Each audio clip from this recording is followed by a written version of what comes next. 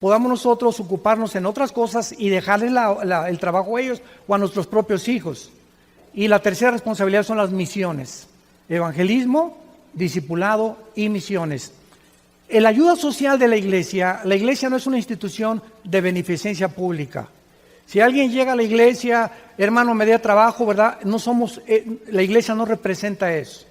Entonces nos equivocamos. Y cuando la iglesia comienza a involucrarse más en la obra social, en orfanatorios y en asilos y ayudar a los pobres, ya perdimos el camino.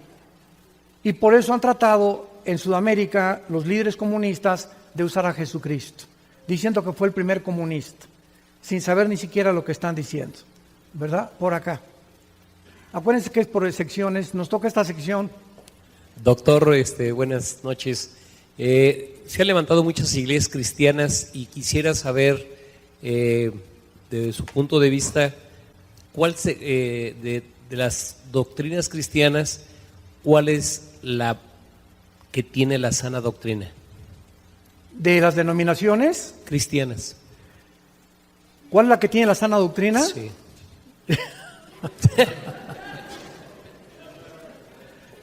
Mira, te voy a contar con mucho gusto. Mira, a través de una de las cosas más maravillosas de la Biblia es la diversidad. Lo que Dios le reveló a Jeremías no se lo reveló a Isaías, ni a Habacuc, ni a Zacarías, aunque todos desde luego estaban centrados en una doctrina esencial que es Dios, ¿verdad? Y la salvación del Mesías que vendría. Y así pasa también con las denominaciones. Los presbiterianos tienen la doctrina de la Reforma, que es muy buena teología. Los bautistas le dan más campo y más al evangelismo, a las campañas. Los pentecostales comenzaron a predicar a principios del siglo XX, dándole más énfasis a cosas del Espíritu Santo. Vino el movimiento carismático en 1970, 1980, que se desvió del pentecostalismo. Algunos están regresando, gracias a Dios, a la sana doctrina. Entonces vemos que a través de todos nuestros hermanos, si creen en la salvación por gracia y que viene la resurrección de los muertos y que es por la fe, no importa si son carismáticos, presbiterianos, bautistas, somos hermanos, son nuestros hermanos. Debemos respetarlos y amarlos. Las doctrinas no esenciales, como unos creen que se pierde la salvación, otros no.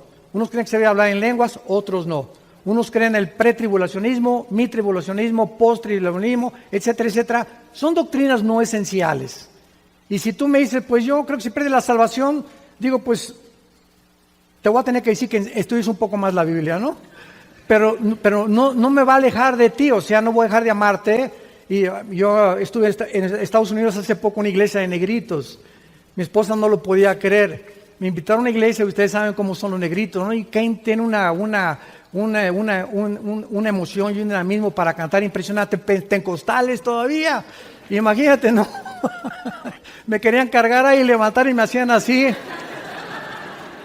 Y pues yo sé lo que creían y no voy a predicar algo que afecte a ellos. Les prediqué un mensaje de profecías de Daniel nada más, ¿no? Pero nos amamos. Ellos sabían que yo tampoco creía en muchas cosas de ellos, pero nos une la sangre de Jesucristo.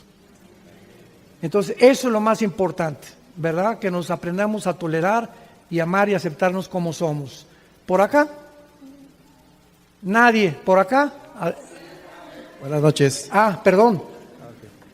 Buenas noches, pastor. Primeramente le pido a Dios que lo siga cuidando, protegiendo y lo guíe en camino de sabiduría. Mi pregunta es, ¿qué opinión tiene del movimiento G12 creado por el pastor César Castellanos? Debido a que ha tenido en algunas iglesias controversia, debido a que este movimiento fue dado por una revelación que él tuvo. Alan, te dije que iba a haber buenas preguntas. Muy buenas preguntas. Esto es una sesión maravillosa. Hace 3 días mi esposo y yo regresamos de Cancún, no de vacaciones ni a la playa, fuimos a un seminario de profecías y tuvimos 2 horas de preguntas y respuestas. La gente no se quería ir porque hay tantas preguntas, ¿verdad? Que los cristianos damos un mensaje y ahí se quedaron. Pero hay tantas cosas en el alma que necesitamos responder, como esta del G12. Mira, hace algún tiempo había un hombre que era senador en Colombia, César Castellanos, lo ametrallaron, casi lo matan. se salvó, se fueron a Florida a vivir. Y cuando él regresó a Colombia, él está en Bogotá, también está en la televisión de enlace, César Castellanos, comenzó a idear un sistema que le llamó G12. Y supuestamente él lo basó en los 12 apóstoles. Entonces comenzó a enseñar que solamente se juntaban 12 en todos los grupos de discipulado. Ya desde ese punto de vista, ¿por qué no 8? ¿Por qué no 13? ¿Por qué no 15? Cuando dogmatizamos, hermano, cuando hacemos algo casi como una ley, tiene que ser 12, simplemente porque fueron 12 apóstoles. No hay ese patrón en el Nuevo Testamento para estudiar. Donde 2 o 3 se reúnan, ahí está Cristo en medio. Por ahí. Luego, por el otro lado, comenzaron a usar las regresiones. O sea, que tenías que regresar a tu infancia para ver qué te pasó en tu infancia, cosa que hace el psicoanálisis freudiano. Entonces comenzó a mezclar el cristianismo con el psicoanálisis freudiano. Y cuando comenzaron con esa situación, entonces comenzaron a salirse mucho el camino. Tengo entendido que ya han corregido bastante esta doctrina. Pero esto es lo que te puedo decir, yo no lo recomiendo a nadie. Pero ellos son cristianos, pero ese sistema de enseñanza no es bíblico. Por acá, sí. Muy buenas noches. Quería yo preguntarle en cuanto a los matrimonios, que ahorita ya se disuelven con mucha facilidad. Tengo tiempo de ya conocer su palabra del Señor, y desde que yo inicié casi mi matrimonio, yo sabía que al momento que uno quisiera separarse solamente era por causa de una infidelidad, de una cosa así. ¿Cuál es su pregunta? Limitémonos a la pregunta nada más para que tengamos oportunidad de darle más oportunidad a otras personas. Sí, quiero saber... ¿Las causas del divorcio? Sí. ¿Cuál es la causa del divorcio? Adulterio y abandono de hogar. 1 Corintios capítulo 7. ¿Y qué pasa si en el caso del hombre o la mujer se puede volver a casar si en un momento... Lo voy a explicar, sí. Adulterio y abandono de hogar. Vemos nosotros en el Antiguo Testamento, dice Malaquías, Dios odia el divorcio. Sin embargo, le dio permiso a Moisés, carta de divorcio, por la dureza del corazón. En otras palabras, hay personas que tienen un matrimonio tan tóxico que si siguen juntas se matan, a ese grado. Entonces, por la dureza del corazón, cuando ya ninguno de los dos tiene una solución, es cuando viene ya o el adulterio, o los golpes, o los abusos, etcétera, etcétera. Ahora, muy bien, si una mujer llega con nosotros como pastores, hermano, mi esposo es un golpeador, pero no sé nada de adulterio, nuestra recomendación es sepárate temporalmente de él. Es lo que dice 1 Corintios capítulo 7. No te puedes divorciar. Sepárate 3, 4 meses, vete con tu mamá o viene con nosotros, le consigamos alguna viuda que esté por ahí, que le alquile un cuarto, lo que sea a la hermana, para que en ese tiempo él pueda darse cuenta y valorarla a ella, porque dice el dicho, nadie sabe lo que tiene hasta que lo pierde. Pero para que haya un rompimiento legal, tiene que haber el adulterio, o que él diga, que el gavilán diga, ahí nos vemos. Y ya tiene un año que no regresa y hay ni discípulas de la Madre Teresa, de veras. Ay, hermano, pues estoy esperando que regrese, y cuando regresa, regresa con la amante a la casa. Hasta con eso, créamelo, ahí tenemos casos, pero cantidad de ese tipo. Entonces hay mujeres que en lugar confunden la mansedumbre con otra cosa, para no decirlo. Por acá, por esta sección, adelante. Bueno. Sí, Pastor Aldo, sin Dios lo sigue usando. Una preguntota. ¿Podría explicar por qué la profecía de la semana 70 de Daniel, o de las 70 semanas de Daniel, es la clave para entender el resto de las profecías bíblicas, por favor? Muy buena pregunta. En Daniel 9, 24 al 27, Dios se le aparece un ángel, el ángel Gabriel, a Daniel. Y Daniel estaba esperando que Dios le dijera qué sería ahora que ya iban a salir de la cautividad babilónica los judíos. Daniel comienza a leer a Jeremías. Claramente en Jeremías 27 dice que iban a ser 70 años bajo el yugo de los babilonios. Y cuando Daniel descubre que los 70 años están a punto de cumplirse, se pone en oración y viene un ángel con la revelación. Y entonces le da la profecía de las 70 semanas, que son semanas de años, que son 7 por 7, 49, 490 años le da Dios, desde que se dé la orden de la reconstrucción del templo, que se dio en Nehemías capítulo 2, del 1 al 5, hasta la muerte de Cristo. Esto es impresionante porque matemáticamente es la única parte en la Biblia que se nos da el tiempo en que Cristo iba a venir la primera vez. Se dictaminó el tiempo en que Cristo iba a aparecer cuando fueran 483 años de la reconstrucción del templo a la cruz. Entonces la vida del Mesías le sería quitada. Entonces nos damos cuenta que faltó una semana. Se cumplieron nada más 483 años, faltan 7 años que son los de la tribulación. Entonces Dios detiene el reloj con Israel y se vuelve a la iglesia. La iglesia entra, Romanos capítulo 11, y somos injertados en el olivo natural. Nosotros somos el olivo silvestre. Entonces Dios tiene que terminar con Israel, porque le faltan 7 años a Israel para que Dios termine con ellos. Entonces la iglesia no puede estar aquí, porque para que Dios trate con Israel, la iglesia tiene que ser sacada. Y por eso va a sellar a 144,000 judíos de cada tribu. Y va a levantarse 2 testigos, judíos también, que van a ser los últimos testigos de la época de la tribulación. Y esta es la razón por la cual es imposible que la iglesia atraviese la tribulación, porque es un periodo de juicio que corresponde a Yom Kippur, a la fiesta de la expiación de septiembre y octubre, que también le falta cumplir a la nación de Israel. Sí. Bueno. ¿Qué tal? Buenas noches, pastor. Soy Luis Nieto. Mi pregunta es la siguiente. Bueno, se ve un panorama mundial que acaba de plantear usted, muy interesante, en donde vemos la llegada del anticristo y la llegada nuevamente de nuestro Señor Jesucristo. Pero como iglesia he tenido la oportunidad de trabajar con un grupo grande de pastores. La iglesia ahorita está en una posición en la que no sé cuál es su punto de vista. Hay mucha separación, muchas ideologías, cuesta mucho trabajo que la iglesia se ponga de acuerdo para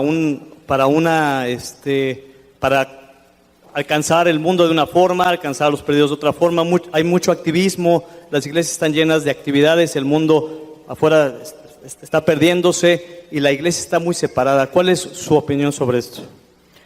Estamos en lo que se profetizó como la apostasía.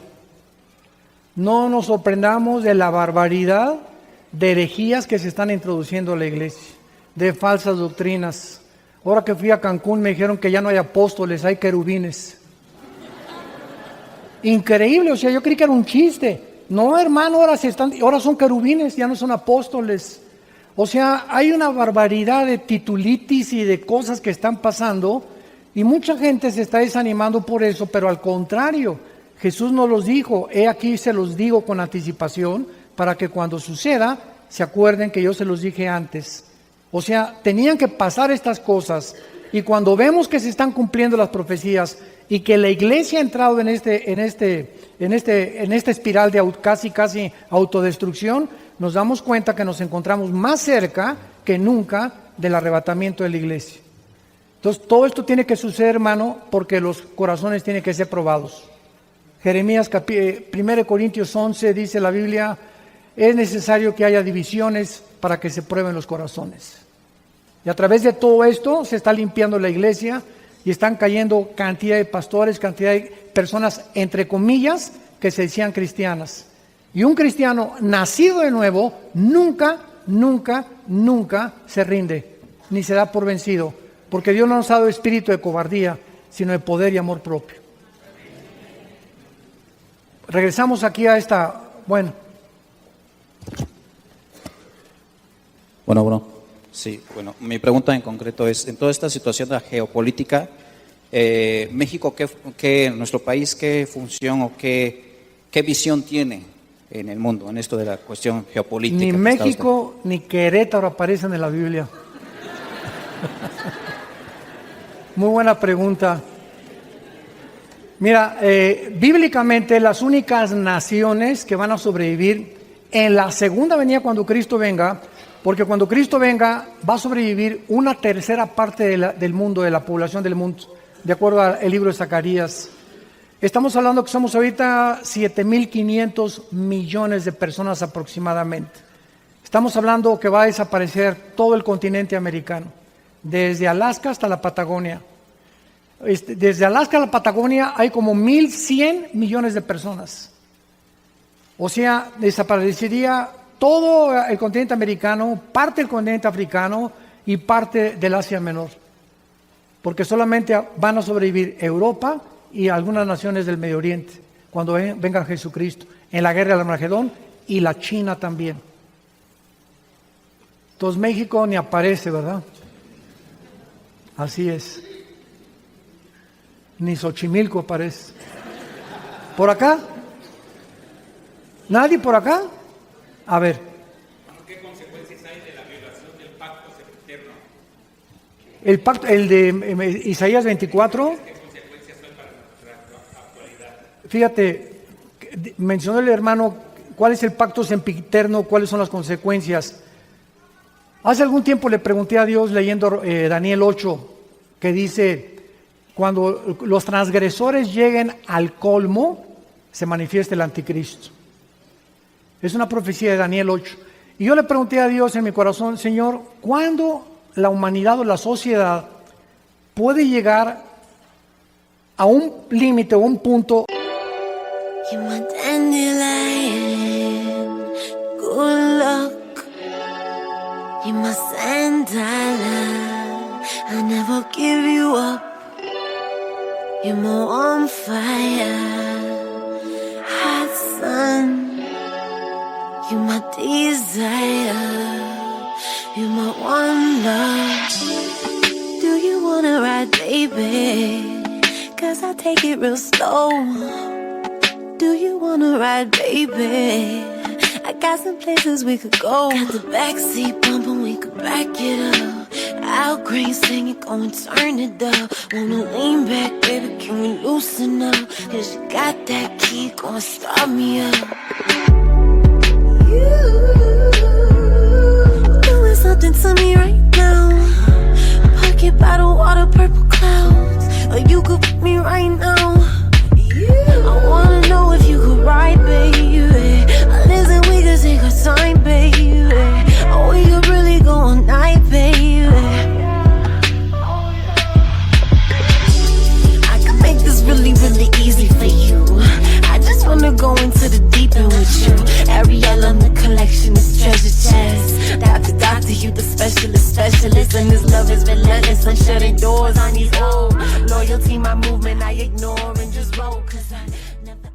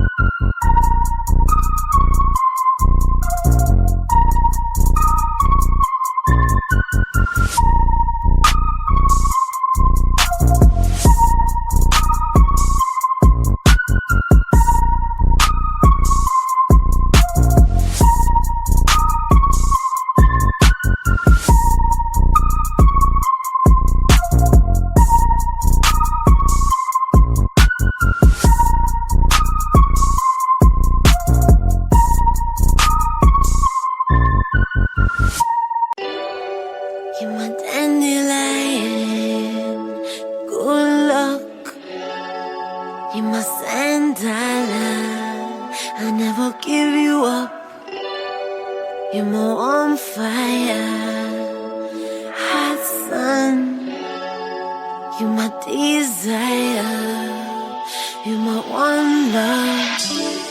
Do you wanna ride, baby? 'Cause I take it real slow. Do you wanna ride, baby? I got some places we could go. Got the backseat bumping, we could back it up. Al Green singing, go and turn it up. Wanna lean back, baby, can we loosen up? 'Cause you got that key, go and start me up. You doing something to me right now. Pocket bottle, water, purple clouds. Or you could put me right now. I wanna know if you could ride, baby. Listen, we could take our time, baby. Or we could really go all night, baby. I can make this really, really easy for you. I just wanna go into the deep end with you. Ariel on the collection is treasure chest. Doctor, you the specialist. And this love is relentless. I'm shutting doors on these old. Loyalty, my movement, I ignore and just roll. 'Cause I never...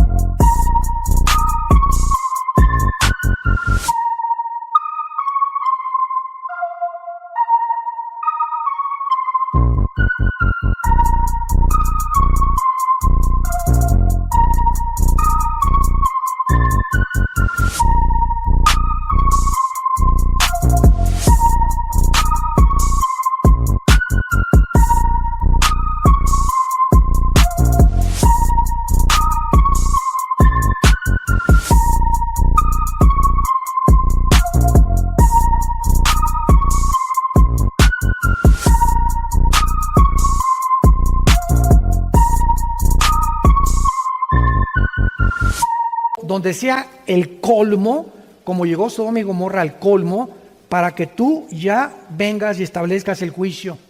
Y ahí lo dice en Isaías 24, del 3 al 6, es el matrimonio. El matrimonio y la familia es el cimiento de toda la sociedad, es la base de toda sociedad. Y cuando llegamos al grado, siempre ha habido divorcios, transgénero, homosexuales, lo que tú quieras, pero nunca se había institucionalizado el matrimonio gay, y peor, darles adopción. Un niño necesita un papá y una mamá. Lo que el papá le da al niño no se lo puede dar la mamá, ni la mamá al papá. Por eso la mujer y el hombre somos tan diferentes. Y todos necesitamos crecer con estos dos tipos. El muchacho necesita un perfil masculino y necesitamos a la mamá también que nos dé su cariño, su bondad, y como son las mujeres. Entonces, cuando llegamos a este punto donde ya hasta a los niños se les están dando adopción, es cuando nos damos cuenta que ya no somos humanos. Ya estamos en el punto de la deshumanización. El pacto sempiterno, dice Malaquías 3, es el pacto del matrimonio. Y es donde nos encontramos actualmente. Allá atrás. Que me sacara de una duda sobre lo del diezmo. ¿Sobre quién? Sobre el diezmo. Ah, el diezmo. Ajá. Lo que pasa es que cada que se da una clase en la iglesia tenemos que estar pactando. O sea, diezmo. Eso no es bíblico. Exactamente, por eso quería que... Muy bien, quiero decirles algo. El diezmo ya no es del Nuevo Testamento. Esto es muy importante saber, porque el diezmo era obligatorio en Israel. Indefectiblemente diezmarás. Hemos salido de la ley y estamos en la ley de la libertad en Cristo. Desde el libro de los Hechos hasta el Apocalipsis, jamás se vuelve a mencionar el diezmo. El último que lo mencionó fue Jesús en los evangelios que se encuentran bajo la ley. En el Nuevo Testamento, Hechos 14, 1 Corintios 16, del 1 al 3, Pablo dice: cada primer día de la semana, el domingo, cada quien dé como haya prosperado, y cada quien dé como propuso en su corazón. Ya no hay ninguna ley para que nos diga tienes que dar tanto. Ahora bien, si en el Antiguo Testamento fue el 10% y nosotros seguimos ligados a que vamos a seguir dando el 10%, seguimos bajo la ley. Un cristiano sano, un cristiano generoso, da el 15, el 20, el 50, el 60, lo que Dios te ponga en tu corazón. Un ejemplo, el presidente de Colgate-Palmolive en Estados Unidos gana $1 millón al mes. Da $650,000, el 65% a la obra misionera. Entonces ya es una forma en la que manifestamos la salud espiritual que tenemos. Los que siguen dando el 10%, Dios sabe que esas personas nunca van a prosperar. Y hay muchos cristianos que quieren que Dios los prospere, pero son de Monterrey. No todos, ¿verdad? Sí, de Monterrey, perdón, ¿verdad? Pero sí, adelante. Allá arriba, hombre. Bueno. Perdón. Hola, doctor. Mi pregunta es la siguiente. ¿De dónde vendrá el anticristo, el falso profeta, y dónde será la Babilonia física? ¿Algo más? Aquí me vas a tener hasta las 12 de la noche, hermano. Mira, rápidamente, lo del anticristo, muy buenas preguntas las tres, rápidamente. Durante mucho tiempo se creyó, todavía hasta 1995, casi al terminar el año 2000, la mayor parte de los teólogos en la escatología creían que el anticristo era judío porque en Génesis 49, cuando Jacob bendice a las 12 tribus, bendice a Adán y le dice que Adán sería como una serpiente junto al camino. Y luego en Daniel 11, 35 al 36 dice que el anticristo no hará caso del amor de sus padres, que es Abraham, Isaac y Jacob, y se acuñó una idea de que tenía que ser judío. Muy bien, pero ha venido un resurgimiento y mientras más nos acercamos al final, más luz vamos a tener. Vamos a conocer más claramente que muchas cosas no estaban como creíamos que estaban. Dios está acomodando muchas cosas en la Biblia. Y se ha descubierto que al anticristo se le menciona 12 veces el asirio. Isaías capítulo 10, Isaías 31, Isaías 33, Miqueas capítulo 4. En otras palabras, ¿cómo podemos compensar dos doctrinas en la Biblia? Una dice que es judío, otra que es el asirio. Muy fácil. Cuando Israel, las 10 tribus fueron sacadas por los asirios 700 años antes de Cristo, o sea, hace 2700 años, las 10 tribus se dispersaron por el mundo entero. Y ahorita no lo sabemos, pero hay judíos mexicanos, judíos guatemaltecos, judíos italianos, judíos africanos, judíos etíopes. Los judíos están mezclados con el mundo entero. Entonces lo más lógico es que el anticristo va a ser de Asiria y judío también. Yo el otro día comencé a ver en Netflix series, ¿verdad?, que puedo recomendar y que no todo lo que se ve ahorita en la televisión, se llama El Espía, que es la vida de Eddie Cohen, el espía más grande que Israel ha tenido, que lo mandaron a Siria y estuvo como 8 años, como el hombre más rico, lo mandaron a Siria para poder infiltrarlo en el gobierno de Siria y finalmente lo mataron. Pero él era egipcio judío. Entonces hay egipcios judíos, hay griegos judíos, hay africanos judíos. Entonces por eso va a ser asirio y va a ser judío el anticristo. Pero va a surgir de la zona de la Mesopotamia, entre Irak y entre Siria. No va a surgir de Europa. Europa va a unirse con el Medio Oriente y él va a hacer esta confederación de 10 naciones. El falso profeta va a salir del Vaticano. Te lo digo al tan. Y hace 4 días, escuchen esto, hace 4 días, con el respeto que se merece mucha gente, el Papa Francisco hace 4 días, véanlo en internet, acaba de mandar un comunicado mundial. Se lo venía ahorita compartiendo a José Luis, el que me hizo el favor de traerme del hotel para acá. Dijo el Papa Francisco: convoco a un pacto secular y religioso para que se unan al Vaticano. O sea, la ramera está despertando de Apocalipsis 17. Porque lo que va a hacer el falso profeta va a ser unir las religiones, que se llama el ecumenismo. Y muchos pastores están involucrándose con Roma, desgraciadamente. ¿Era todo lo que querías preguntar? Me da mucho gusto que tengan ese tipo de preguntas de veras. Allá arriba otra pregunta. No, arriba, perdón.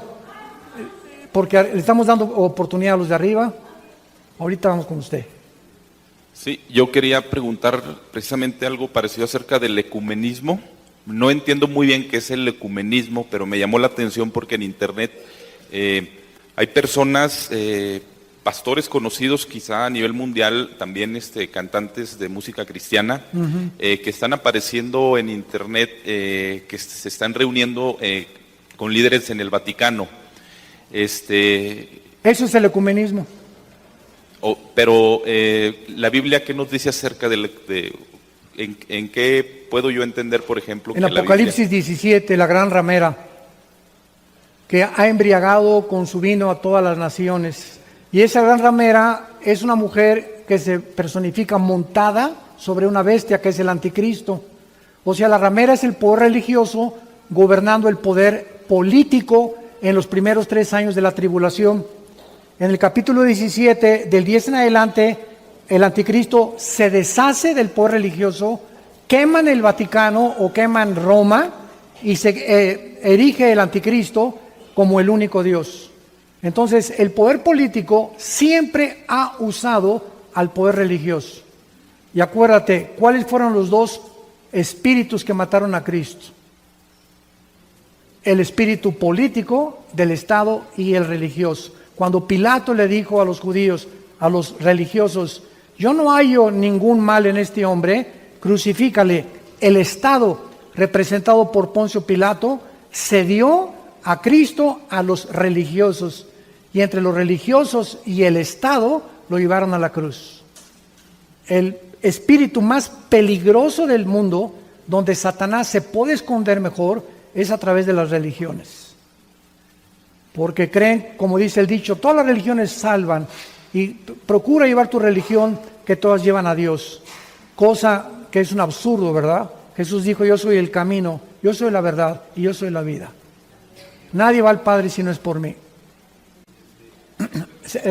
Aquí abajo, la muchacha que se levantó. Buenas noches. Sí. Tengo una duda acerca de los 144,000 que habla en Apocalipsis 7. ¿Son los mismos 144,000 que habla en Apocalipsis 14? Claro, son los mismos ya muertos en el monte Sión. Ah, ok, esa es mi duda. Claro. Porque en Apocalipsis 7 habla de las tribus de Israel y en Apocalipsis 14 los detalla con características. Entonces, estos de Apocalipsis 14 no son no es la iglesia. Esa es la pregunta. La iglesia no está en la tribulación. Ok. Va a haber convertidos en la tribulación, va a haber un gran elevamiento en la tribulación. En el capítulo 7, Juan ve a miles de personas en el cielo que salieron de la tribulación. Va a haber un gran avivamiento en la tribulación. Apocalipsis 7 que dice vestidos de ropas blancas, que está bajito, ¿es distinto a los que dice arriba de los de las tribus? Sí, porque en el capítulo 6, en el cuarto sello, están las almas bajo el altar de Dios y se les dice que se vistan porque no ha habido resurrección.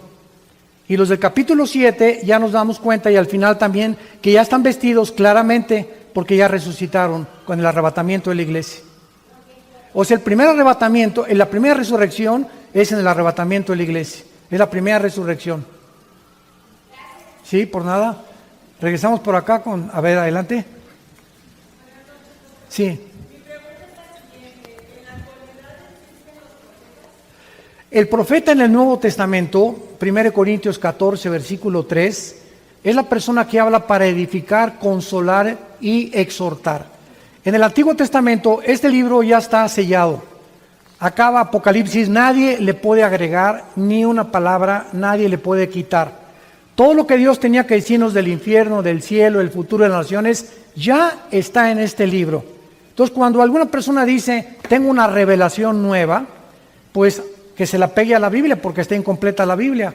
que le ponga tercera de Pancho 3.1, ¿verdad?